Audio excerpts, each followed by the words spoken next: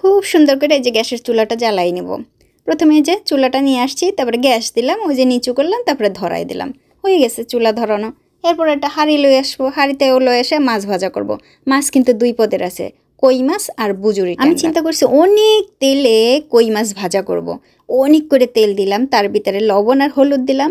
এখন গরম হয়ে গেছে যখন, দিলাম কই মাছ একটা একটা করে 4টা দিয়ে দিলাম। আমার আসলে কি প্রথমে মাছ দিয়ে একটু উল্টাই দিলেই কিন্তু মাছগুলো আর লেগে যায় না, না কড়াইতে লাগে নাই, মাছগুলো একটা একটা লেগে গেছে। কিন্তু এমন সেটা ছিঁড়ছে ভাই, এত তেল দিছি আমি, চারিদিকে ছিটে একেবারে একাকার হয়ে গেছে তেল।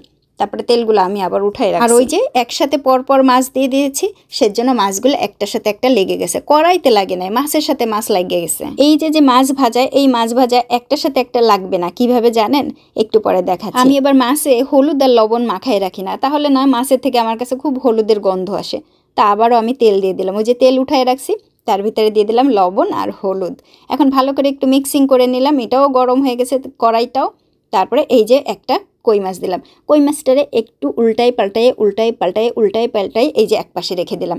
এখন আর মাছ কোনোটাই একটার সাথে একটা লাগবে না। ঠিক এইভাবেই যদি আপনি মাছ ভাজা করেন। অনেকেই বলতে পারেন যে কই মাছের মাথাগুলো কোথায়? মাথাগুলো আমি ফেলে দিয়েছি এবং খুব সুন্দর করে পরিষ্কার করাই ছিল, কিন্তু পেটের ভিতরে এবার দেখেছিলাম যে অনেক কিছুই ছিল, আমি আবার সুন্দরভাবে মাছগুলো পরিষ্কার করেছি। আমি সবসময় কই মাছ হয়তো বা 2 টুকরা বা 3টা বা 1টা এরকম রান্না করি, কিন্তু আজকে এতগুলো কই মাছ একসাথে রান্না করা এই প্রথম। তা আমিও চিন্তা করতেছিলাম এতগুলো রান্না করে আমি কি করব। ডিপের কিছু টমেটো ছিল, সেগুলো আমি বের করে নিয়েছি, রান্না করব যেহেতু। আর এই যে মাছগুলো দেখেন কি সুন্দর একটা একটা করে ভাজা হয়ে গেছে, একটুও লেগে যায়নি।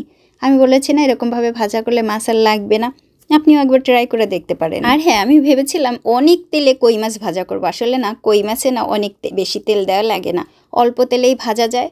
ওই যে যেমন বলে না, কই মাছের তেলেই কই মাছ ভেজে নিলাম। ঠিক আমিও এটা দেখে চিন্তা করলাম অনেকেই আছেন যাদেরকে অতিরিক্ত দিলে এইরকমই একেবারে ছড়াই ছিটাই নেন, তাদের জন্য না ঠিক পর্যাপ্ত পরিমাণেই দিতে হবে।